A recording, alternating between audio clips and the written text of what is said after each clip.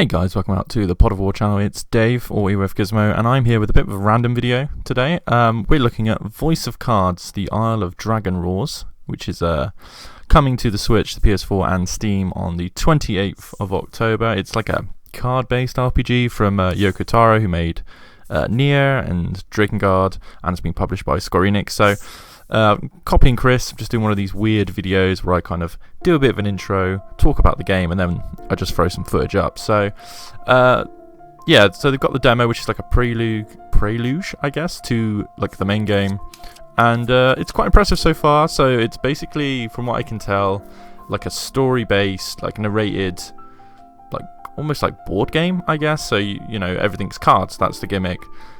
You move on a world map of cards, your characters are cards, your attacks are cards. It's very card based, so which is kind of new and kind of interesting. I know Yoko Taro has talked about this is the game that he's really wanted to make, and it got announced fairly recently, so that is pretty cool. So first things first is the whole game is narrated, and it even does this funny little thing at the beginning where the narration literally says to you, this would be better with the sound on, but you know, I'm subtitled anyway, which is kind of a weird 4-4 break, but I kind of like that. I don't know if it's the same voice actor as Grimoire Weiss from Nier Replicant, but it kind of sounds like him, so I wouldn't be surprised if it is the same guy. Nier fans in the comments tell me if it is, but yeah, so actually, so far, I'm quite impressed. The storytelling seems really top tier, because obviously when you see a card game, you kind of presume, oh, it's just some cheap eShop game, right? Well, it's not. It's a £25, $30 like full release. It's not physical over here, which is a bit annoying, but whatever. And yeah, so the voice acting is pretty good. The story already seems like it's typical Yoko Taro, so it seems quite high fantasy with like a level of realism. So he likes to have dark twists and turns. So far I haven't had that yet from the 20 minutes of the footage that I'm showing, but I would imagine that happens. No swearing or anything so far, but again, it's a Yoko Taro game, so I would expect that. So if you're going to buy this for kids, I probably wouldn't, if I'm honest. But yeah, so the combat system is pretty much a turn-based RPG a la Final Fantasy or something like that, but obviously it uses cards and it uses gems. It does this cool thing, which I think we see in the video, where it sort of zooms out to basically a board, and you've got like a little box of like gem counters. It really reminds me of, like, I used to play a lot of like Warhammer, so it kind of reminds me of the, like, you know, the usages for that, like rolling dice and all that kind of stuff. And I know later on in the trailer it showed there was dice, there was different types of cards. I think there was suits on some of the cards in the trailer, like hearts and diamonds or whatever. So I'm interested to see how the system gets deeper. For the battle that I do in this video, it's very simple, very straightforward. It's the tutorial battle, so that's fine. You go to the towns, which are also cards. You get your armor, all that stuff, exactly like you would normally do in a Final Fantasy game, which I like, and I think works really well for Switch. This game is on Steam and PS4, like I said, so I'm not sure, you know, how it's going to translate being a sort of whole TV experience. Like, I kind of like the idea of sort of lying on my sofa with my Switch and my new Bluetooth-enabled headphones on and just sort of listening to the narration and playing the game. So I think that's how I'll probably do it, but you can play it on PC and PS4 if you want those sweet trophies and achievements. But yeah, so this prelude starts with this, I think it's Order of Ivory, something like that, which is like 3 heroes. You got your generic buff guy, generic wizard guy, and big boobed hot anime leader girl. I feel like it's like definitely going to be a swerve with these 3, because in the trailers these are not the 3 characters you see, so I do wonder if there's they get killed or they're villains or something. But again, I haven't finished the demo as of recording this, so I'm not going to speculate on that. But yeah, so overall from the passage I saw, it seems pretty deep.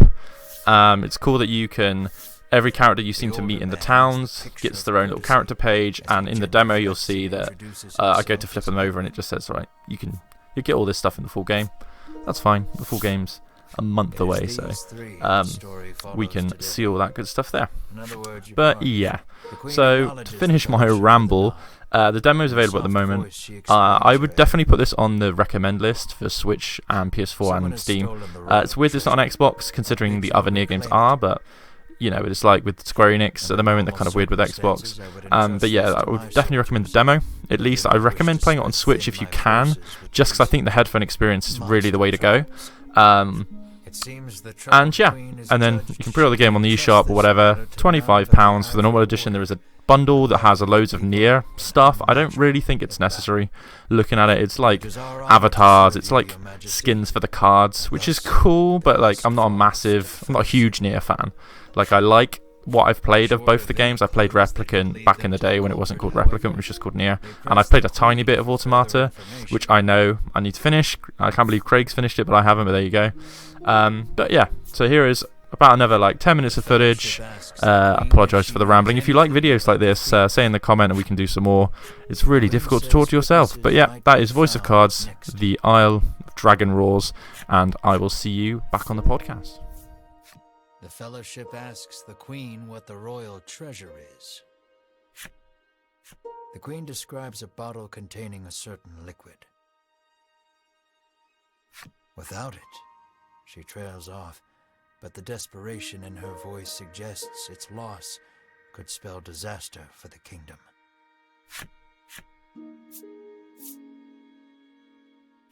Usually, one would expect recompense for this sort of undertaking, as demanding a reward would go against the tenets of the Ivory Order. You hold your tongue. The Queen, however, has already said she will reward the Fellowship with whatever they desire. It seems the royal treasure is just that important. Pray tarry no longer here. I await news of your success. The Fellowship bows and takes their leave.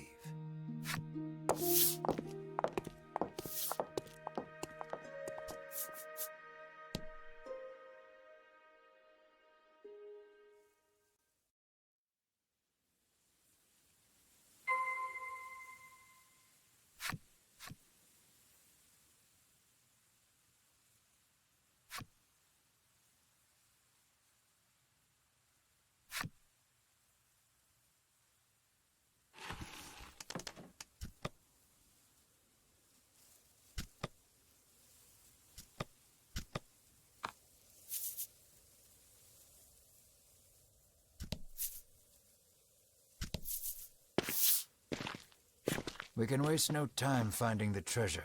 Winifred strides toward town.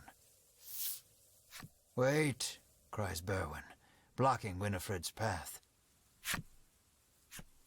A monster. You dare stand in our way? Hedwyn scowls at the foul creature. It lunges at the Fellowship.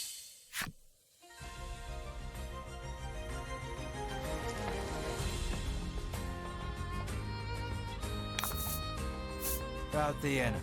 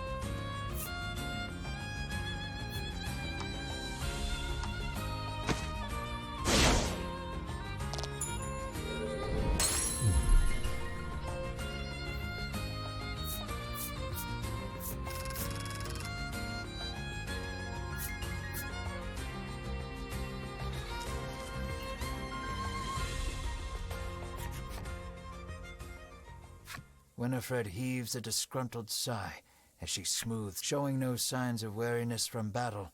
Berwin silently wipes the monster's ichor from his weapon. Hedwyn inspects the remains of their foe. The Queen spoke true, he mutters, his face masked in contemplation. Winifred gives a grim nod at his words. Mayhap the treasure's theft and the monster's behavior are connected somehow. First things first, The Fellowship needs to gather more information. To Nexton, they set their sights.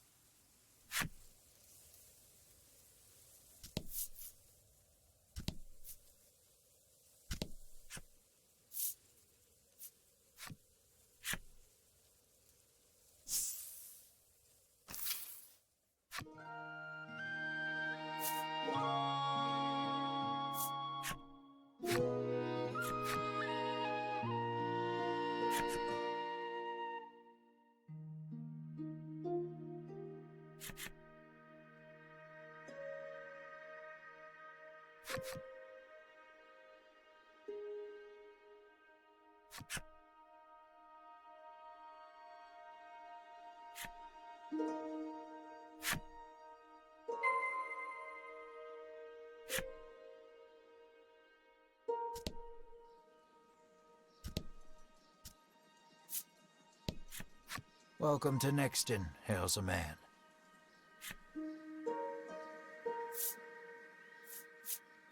The man doesn't respond to any question except to parrot back his original greeting.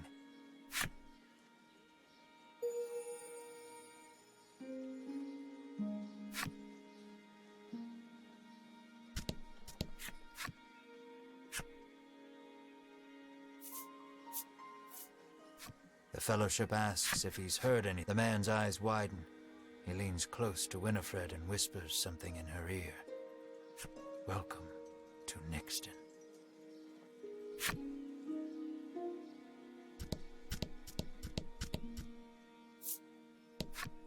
I'm too scared to leave town with all those monsters out there, the woman sighs.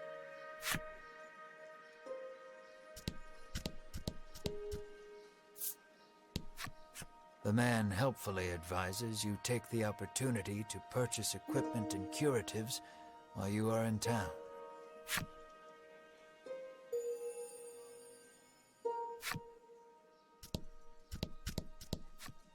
How may I help you? The proprietor inquires.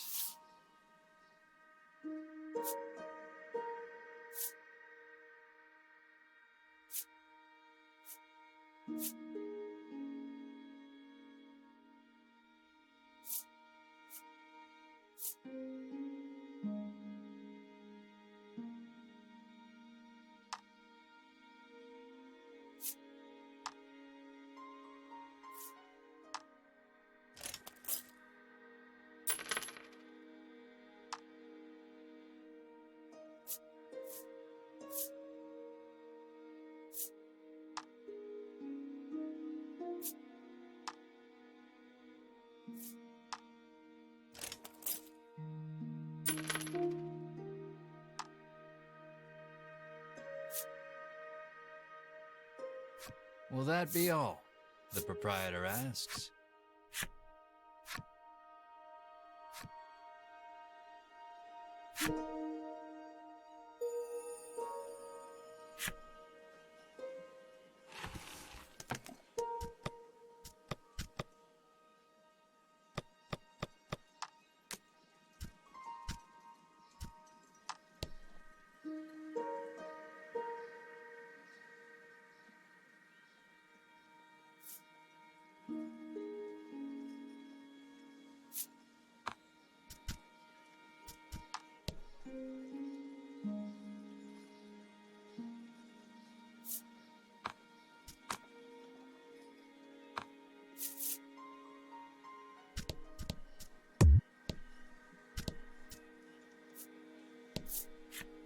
A woman sits hunched over by the side of the road. Upon catching sight of the Fellowship, she calls out for their aid. She's sprained her ankle and needs you to take her to the nearby apothecary.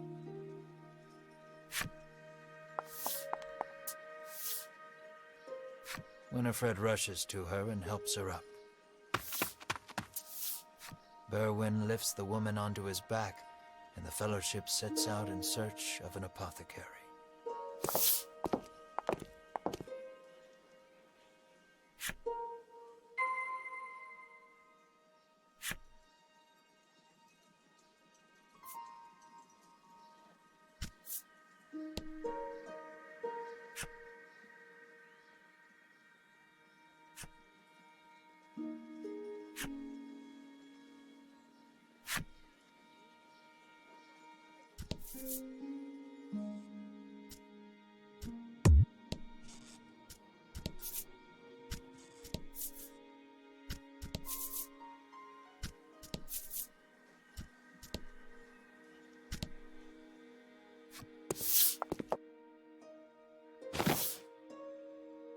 You arrive at the apothecary.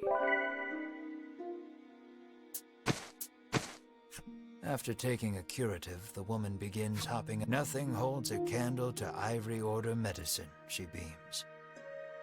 She turns to the Fellowship, her eyes widening in surprise. You three. It seems she's only now realized the Fellowship are disciples of the Ivory Order. The woman takes each of their hands in turn, thanking them for their service. The Ivory Order is famous for providing medical supplies throughout the realm, and indeed the wider world. Every smile the Order brings to someone's face makes Winifred proud to be a disciple.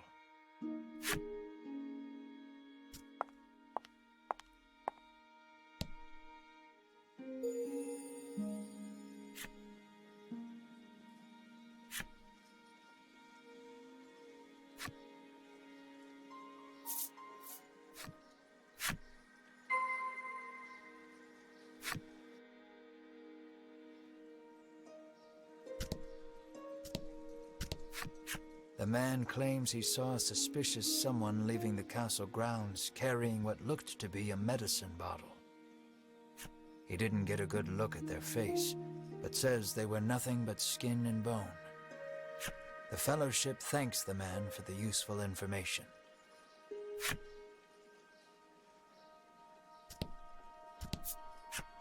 The woman begs the Fellowship for their autographs. She seems to greatly admire the Order. I know there's nothing to worry about with disciples of the Order here, she says, relief flooding her features. Upon asking, the woman says she was attacked by a monster outside of town.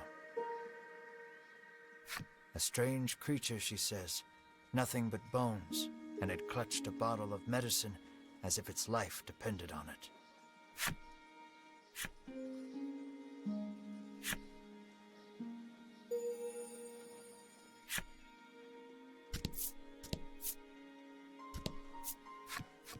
Apparently, there's a monster lurking around the outskirts of town stealing medicine, and only medicine.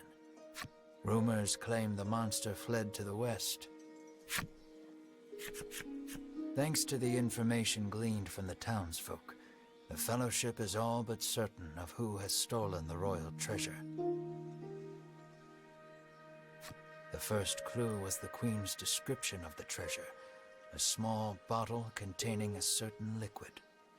Then there's the bony figure seen fleeing town, the skeletal monster clutching the bottle of medicine, and the monster that fled west.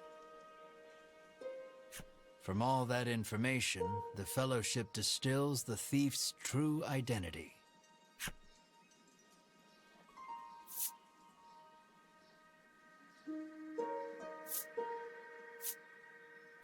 Realization strikes Winifred. I know who our thief, the monster made of bones, Hedwyn interjects, the one that fled west. Berwin nods in agreement, as if to say, another sage pronouncement from the great and wise Hedwyn.